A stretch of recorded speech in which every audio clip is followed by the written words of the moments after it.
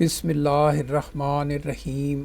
السلام علیکم ناظرین، میں ہوں افضال انصاری، ممبر لاہور ٹیکس بار ایسوسی ایشن۔ آئیے چلتے ہیں آج کی گائیڈ لائن کی طرف۔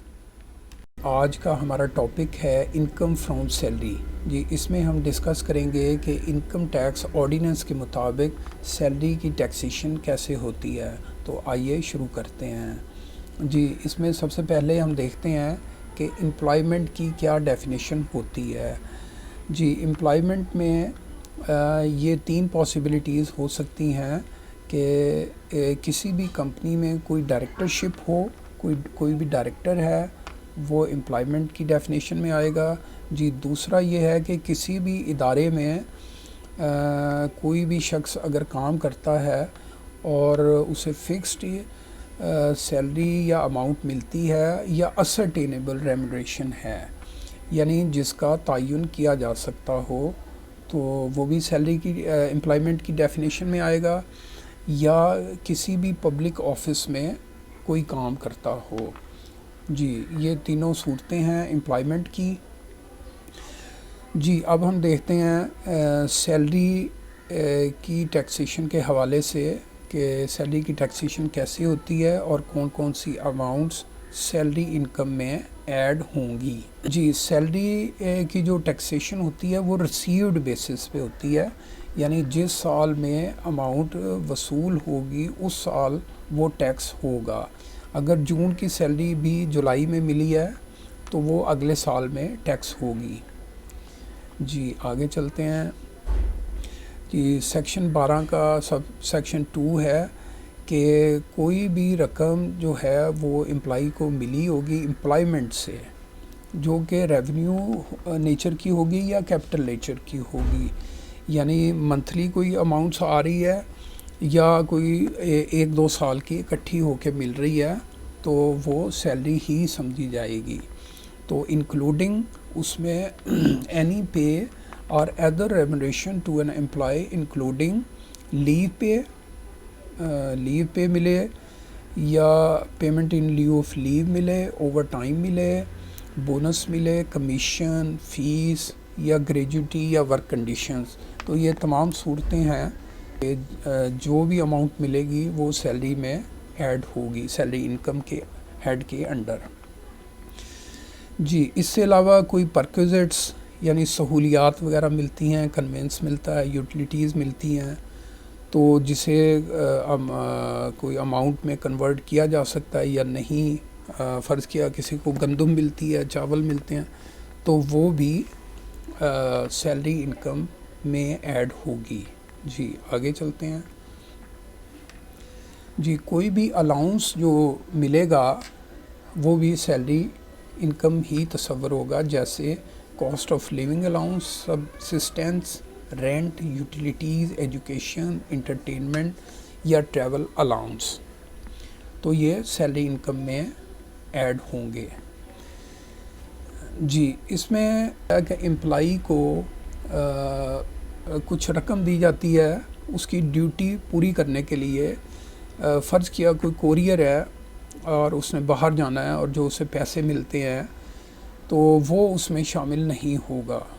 اسے دیکھ لیتے ہیں۔ But shall not include any allowance slowly expanded, جو کہ پورے طور پر اس کی performance of the employees duties ہیں، تو وہ رقم سیلری میں انکلوڈ نہیں ہوگی۔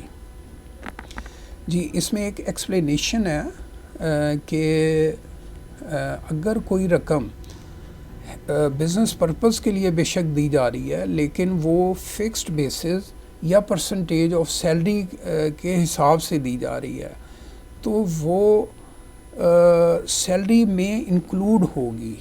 ٹھیک ہے، اسے اس میں سے مطلب ایکسکلوڈ کیا گیا ہے، تو وہ سیلری میں انکلوڈ ہوگی۔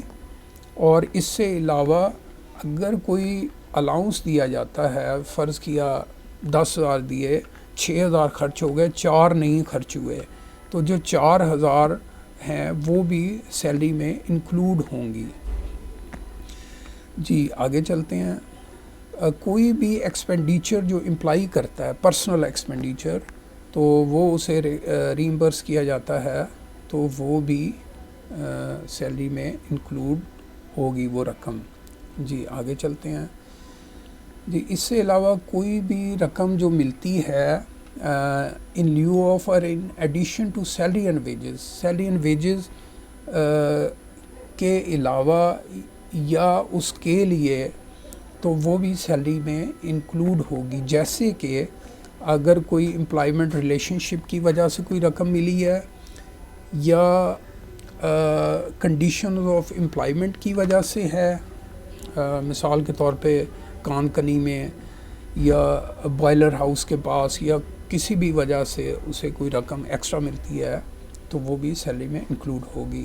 اسی طرح ٹرمینیشن آف امپلائمنٹ پہ کوئی رقم اگر کسی کو دی جاتی ہے، یا پروویڈنٹ فنڈ میں دی جاتی ہے، یا کسی امپلائی کو ریسٹرکٹ کرنے کے لیے کہ جی آپ نے امپلائمنٹ کے حوالے سے کہ آپ نے جی 2 سال ہمارے ساتھ کام کرنا ہے، یا کسی بھی قسم کی ریسٹرکشن، تو وہ بھی سیلری اماؤنٹ میں انکلوڈ ہوگی رقم.